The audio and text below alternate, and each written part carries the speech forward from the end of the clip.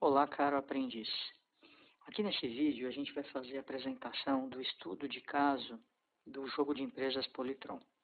Importante ressaltar, antes de mais nada, que essa apresentação ela não tem por objetivo substituir a leitura do estudo de caso, do material do estudo de caso, mas sim complementar e destacar os principais pontos.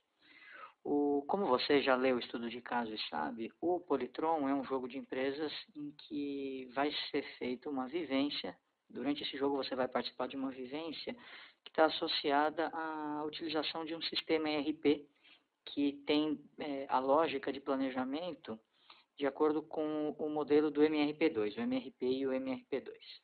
Vamos então aos tópicos mais importantes do estudo de caso.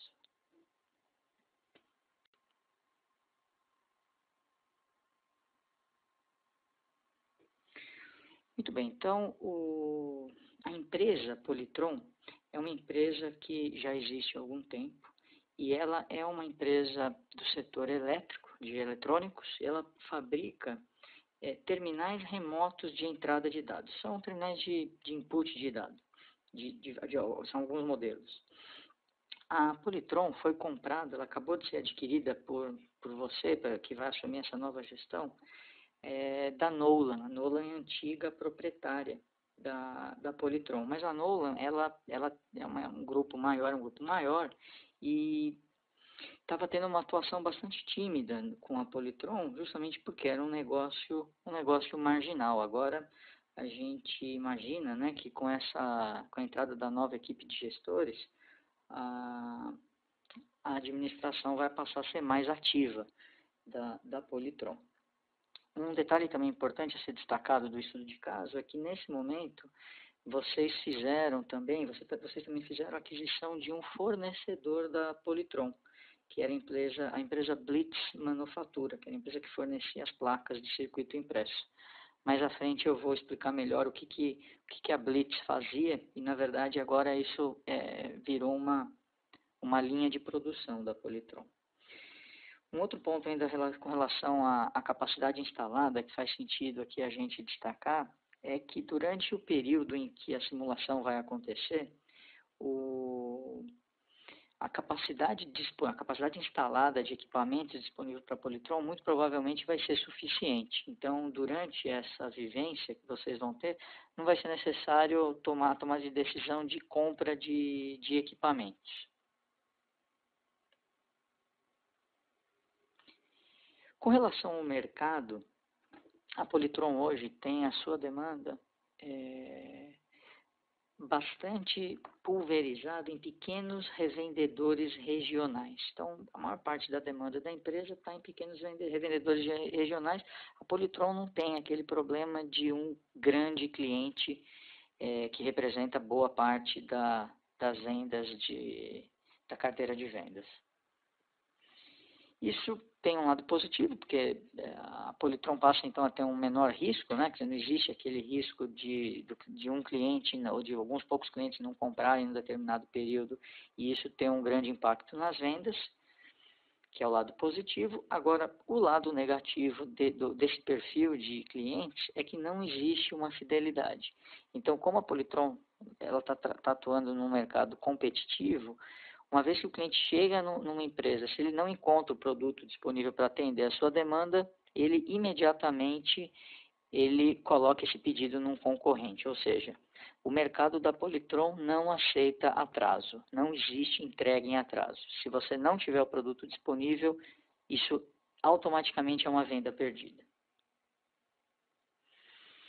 O mercado de terminais remotos, ele é um mercado muito bom, um mercado que vem crescendo 20% ao ano vegetativamente. Isso significa que se a sua atuação gerencial na Polytron não for muito boa ou muito ruim, você vai conseguir crescer 20% ao ano. Claro que isso não é uma coisa determinada, esse desempenho de crescimento vai depender das decisões e do desempenho que vocês vão ter com a sua empresa. Esse cenário de crescimento é um cenário que deixa, por um lado, o mercado contente, né? Mas, por outro lado, isso insere uma um ambiente de concorrência crescente. Então, ao longo dos anos, a gente tem cada vez mais empresas entrando para atuar nesse mercado, né, que tem esse crescimento vegetativo de 20% ao ano. Então, uma competição crescente. E aí a pergunta que se faz é como competir no mercado da Polytron, né, o mercado de terminais remotos de entrada de dados. Muitas vezes se imagina que é preciso ser melhor em tudo, em todas as características, e isso é muito difícil. Normalmente, a definição de uma estratégia ela passa pela priorização dos critérios competitivos. No caso da Polytron, a gente sabe que o mercado responde a preço, o mercado responde à qualidade dos produtos e o mercado responde ao nível de atendimento, ao nível de serviço, que no caso da Polytron é traduzido pela disponibilidade de produtos no momento em que a demanda acontece. Qual a importância relativa de cada um desses itens? Essa é uma informação que no momento a gente não tem, mas a partir desses três critérios competitivos, as empresas já têm uma base para construir uma estratégia tentando priorizar um ou outro critério. A Polytron tem algumas metas, né? São 5 metas declaradas no estudo de caso. A primeira meta está associada ao faturamento e ela está quantificada, na verdade, como um aumento do faturamento que, historicamente, tem girado nos últimos meses em torno de 291 mil. E a meta é que ao final do primeiro ano de gestão, esse faturamento mensal tenha chegado a algo em torno de 417 mil. Segunda meta, manter o nível de serviço acima dos 98%, então o nível de atendimento médio, considerado os produtos acabados vendidos pela Polytron, espera-se que esse indicador fique acima dos 98% em média. O cálculo do nível de serviço ele é feito através da divisão entre o número de produtos entregues no mês pelo número de produtos demandados. E aqui eu lembro que os clientes da Polytron, os pequenos revendedores, eles não toleram atraso. Se você não tiver um produto disponível para entrega no momento do pedido, esse pedido vai ser perdido e aí você vai ter uma diferença entre os produtos entregues e os demandados ali naquela semana e naquele mês. A terceira meta, ela está associada ao giro de estoques e a meta é de chegar a um giro de 16 vezes por ano. Isso é uma coisa que dá para ser feita até o terceiro mês, sem grandes cortes abruptos de estoques. Hoje vocês estão recebendo a empresa no primeiro mês com um giro que está em torno de 8 a 9 vezes por ano. Quer dizer, a empresa está relativamente bem estocada, né? O cálculo do giro ele é feito ao final do mês, dividindo o custo de mercadorias vendidas, que mostra o fluxo, né, de materiais que saíram da empresa, isso dividido então pelo estoque médio. E aí a gente multiplica esse indicador por 12 para termos então uma estimativa do giro anual, dado o fluxo de materiais daquele mês em questão. Para aqueles que não estão familiarizados ainda com o conceito de giro, vamos aproveitar aqui para entender um pouquinho melhor qual que é a ideia que está por trás do giro. Imagine, por exemplo, que você tem uma caixa d'água, essa caixa está cheia de água e ela tem uma entrada e uma saída. E o fluxo de entrada e saída está em 1 hora, uma caixa rígida, né? Se a gente medir ao longo de um dia, ao longo de 24 horas, a pergunta que se faz é quantas vezes em 24 horas o conteúdo dessa caixa d'água vai se renovar? Bom, se a gente considera que entra 1 litro e sai 1 litro por hora, em 24 horas, obviamente, o conteúdo vai se renovar 24 vezes. Então, aqui a gente teria um giro diário de 24. Note que o giro é um indicador adimensional, são 24 vezes, né? Não tem nenhuma unidade. Se a gente quiser, a gente pode calcular o giro semanal. O giro semanal seria 24 vezes 7 dias. E assim por diante. Agora, imaginem que eu tenha o mesmo fluxo, né? Mesmo fluxo de água, entrando 1 litro e saindo 1 litro por hora. Só que ao invés de trabalhar com uma caixa de 1 litro, eu passo a trabalhar com uma caixa de meio litro. Quer dizer, eu diminuí a quantidade de água que fica guardada no meu sistema ao longo do tempo. Quando eu faço isso, o que acontece com o meu giro? Bom, em 1 hora vai passar 1 litro de água. Então, em 1 hora, o conteúdo da caixa d'água vai se renovar 2 vezes. Portanto, em 24 horas, a gente vai ter o conteúdo sendo renovado 48 vezes. Ou seja, a gente conseguiu dobrar o giro desse sistema através da diminuição da quantidade de água que eu tenho armazenada no sistema. Então, o giro aumentou. Aí depois a gente tem um terceiro exemplo em que a gente aumenta, voltamos a ter uma caixa d'água de 1 litro e aumentamos o fluxo da água. Né? Agora, não mais 1 hora, 1 litro por hora, e sim 2 litros por hora. Novamente, aqui nesse caso, a gente vai ter um giro de 2 vezes por hora e 48 vezes por dia.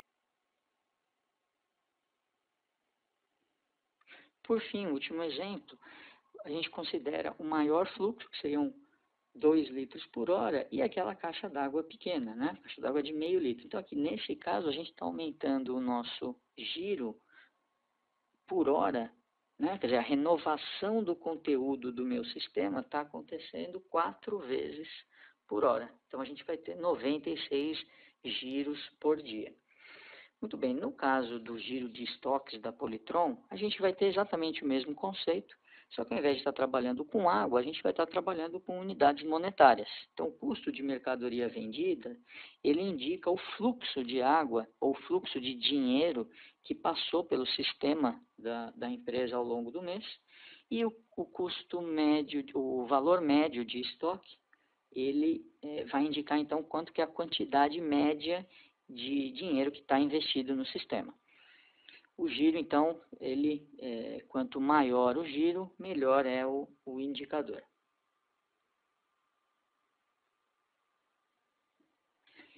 Hit ratio é um indicador que mede quão bem o planejamento da produção está sendo feito. A melhor forma de entender o hit ratio é através aqui da fórmula de cálculo, né? Então, o hit ratio HR, ele é igual à quantidade de produtos fabricados no mês dividido pela quantidade de produtos que foram liberados para a fabricação. E aí a gente tem a pergunta, em que momentos a gente vai ter produtos que foram liberados para a fabricação e não foram produzidos dentro do mês? Ora, isso pode acontecer basicamente nas situações em que há falta de material, você não tem matéria-prima, ou há falta de capacidade. Contudo, se a gente estiver fazendo um bom planejamento, se a gente estiver pilotando bem o nosso sistema de planejamento da produção, esse tipo de problema de falta de material ou de capacidade, ele tende a não acontecer. A meta para esse indicador é de 100%, ou seja, tudo aquilo que é planejado precisa ser produzido. Por fim, o último indicador da Polytron, que não é uma organização sem fins lucrativos, a Polytron não é uma ONG, a Polytron é uma empresa que visa o lucro, e a meta de lucro mensal da Polytron é de 75 mil. Então, a partir do momento em que se atingir esse nível de lucro, a gente vai considerar que está num nível adequado. Vamos falar um pouquinho agora sobre os produtos da Polytron. A Polytron é uma empresa relativamente simples, tem uma linha de produtos com apenas 5 produtos acabados. Essa linha tem 2 tipos de produtos. A gente tem os produtos tipo A, que são os produtos desktop, os produtos de mesa, e os produtos do tipo P, que são os produtos portáteis. A linha de produtos da Polytron, ela tem os terminais standard e os terminais deluxe, ou os terminais mais luxuosos com mais recursos. O produto A1 é um terminal standard desktop, ao passo que o produto P3 ele é bastante parecido com o A1, mas ele é portátil, né? Um terminal de entrada de dados portátil. O A2 é o terminal já com mais recursos, assim como o P4, né? E, de novo, o A2 é o desktop, o P4 é o portátil. Aqui a gente tem os preços dos produtos, né? E a última coluna mostra algumas informações sobre o histórico de demanda desses produtos. Note que o produto P5 é um terminal portátil, mas que ele está introduzindo uma inovação, porque ele faz a transmissão de dados sem fio. Ele não tem, não é necessário fazer uma conexão física para poder fazer a transmissão dos dados para o sistema. Uma informação importante é que os produtos A1 e P3 são produtos que têm uma demanda mais estável, com variações menos relevantes de um período para outro, ao passo que os produtos A2 e P4 são produtos que têm um pouco mais de instabilidade na demanda, enquanto o P5 ele é um produto que tem, obviamente, ao lançamento, tem uma demanda desconhecida. Note que esses dados que são apresentados aqui nessa tabela, eles mostram o histórico e mostram algumas estimativas, né, de demandas mais prováveis com base nas vendas históricas. Mas esses números não devem ser utilizados como um dado determinístico, né? Quer dizer, a demanda do A1, por exemplo, ela pode ser menor do que 20 ou maior que 60, dependendo do desempenho, dependendo da evolução do mercado e do desempenho da sua empresa especificamente. Aqui a gente tem uma estrutura típica de um produto da Polytron. Então, temos aqui esse é o produto P4. Todo produto da Polytron ele é composto por uma placa de circuito de entrada de dados, aqui no caso o INP103, um gabinete, que aqui no caso do P4 é o CAB 603, uma placa de processamento, que é a CPU 304 no caso do P4, e periféricos, né? Aqui no caso do P4, o P4 ele tem como periférico a impressora, que é o PTR200. Note que o INP103, que é a placa de entrada de dados, ela é composta por uma placa de circuito impresso, que é o PCB103, e um conjunto de chips, que são montados a essa placa de circuito impresso. A placa de circuito impresso, por sua vez, ela é fabricada a partir dos painéis, que são os pansens, são os painéis, são as placas de fenolite que vão ser cortadas, furadas e ter as trilhas marcadas, para que depois, então, os chips possam ser soldados nessa placa, ou montados na placa, né? É uma estrutura semelhante com a CPU, né? A CPU aqui 304 no caso, que ela é montada a partir de uma placa de circuito impresso PCB 303, o conjunto de chips 303 e os 16 módulos de memória, que as memórias são chip 400.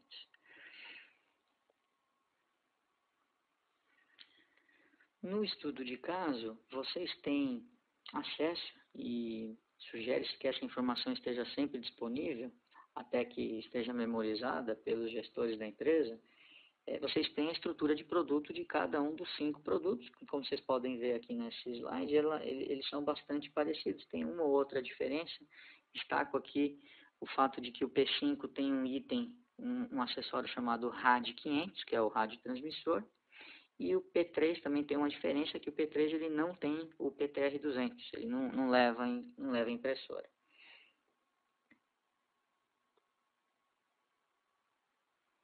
Algumas informações sobre o processo produtivo da Polytron, as linhas de fabricação. A primeira linha de fabricação da Polytron é a linha de fabricação de placas.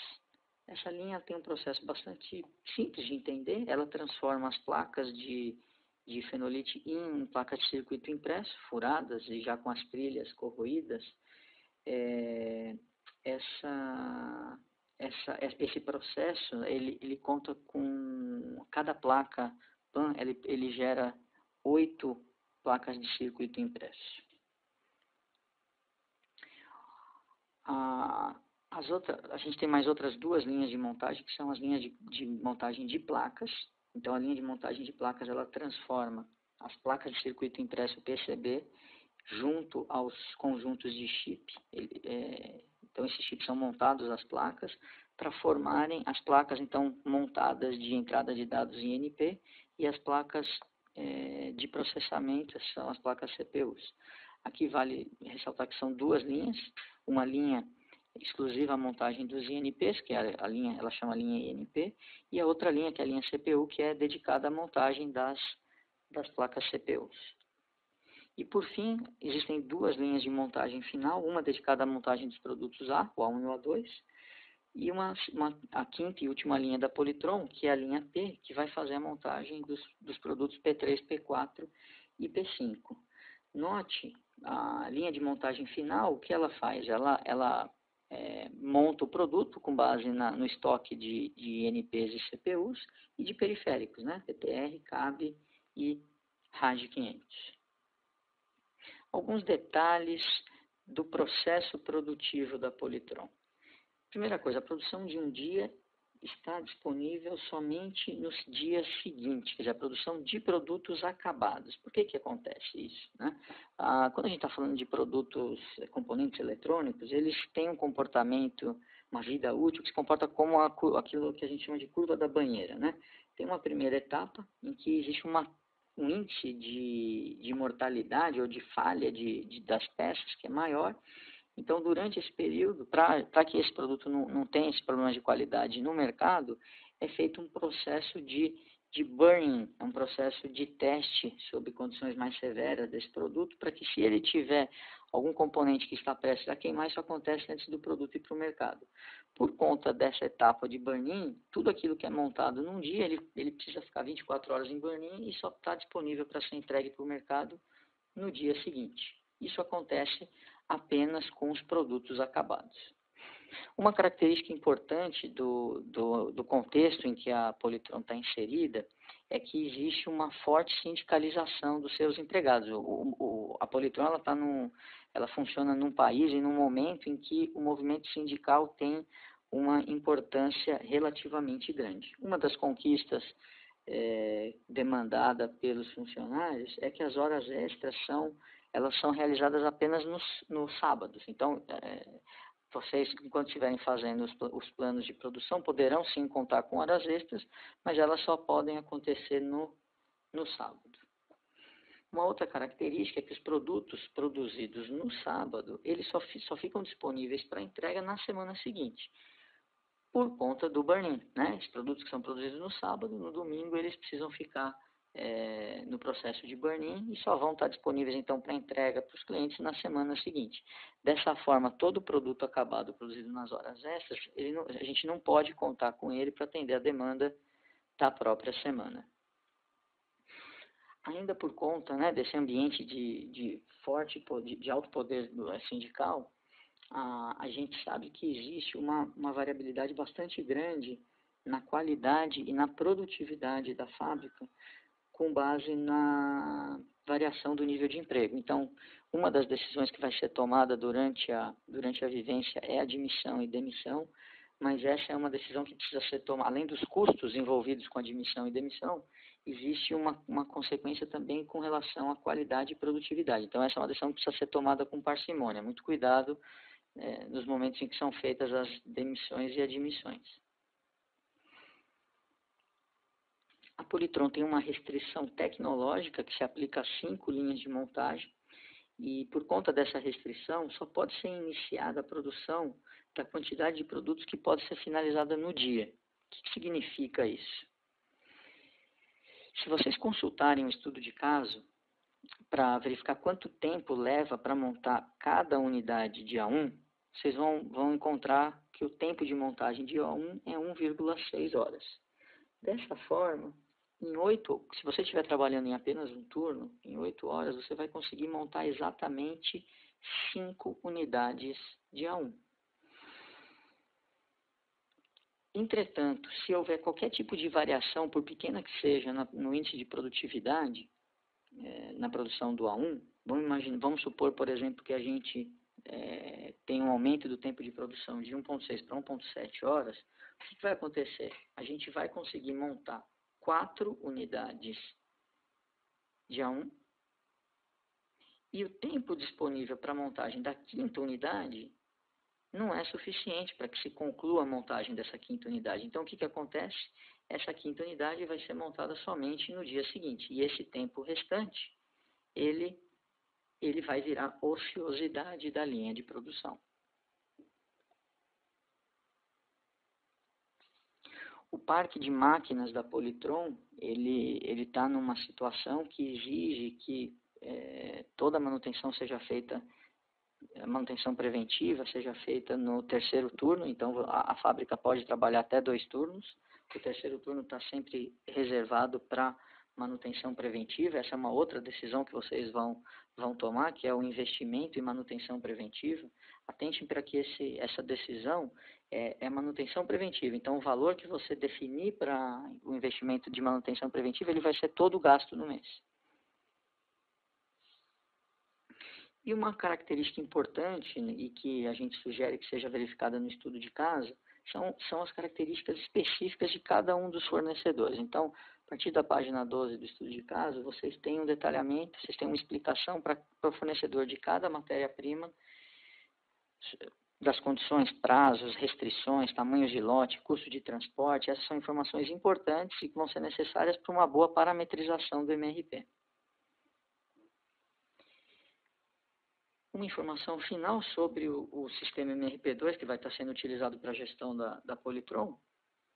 O período de replanejamento é mensal, então a gente vai, a cada rodada de decisões, isso vai acontecer a cada mês, né, no tempo da Polytron.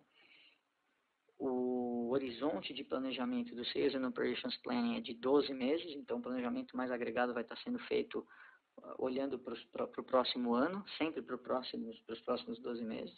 O MPS, que é o Plano Mestre de Produção, ele tem um horizonte de 3 meses, mas no caso do MPS, o Time Bucket, quer dizer, o faseamento do plano, é semanal. Então, a gente vai ter sempre 12 semanas. Esse é um outro detalhe da Polytron. Todo mês na Polytron é planejado como 4 semanas. Então, dessa forma, a gente termina o destaque dos principais pontos do estudo de caso.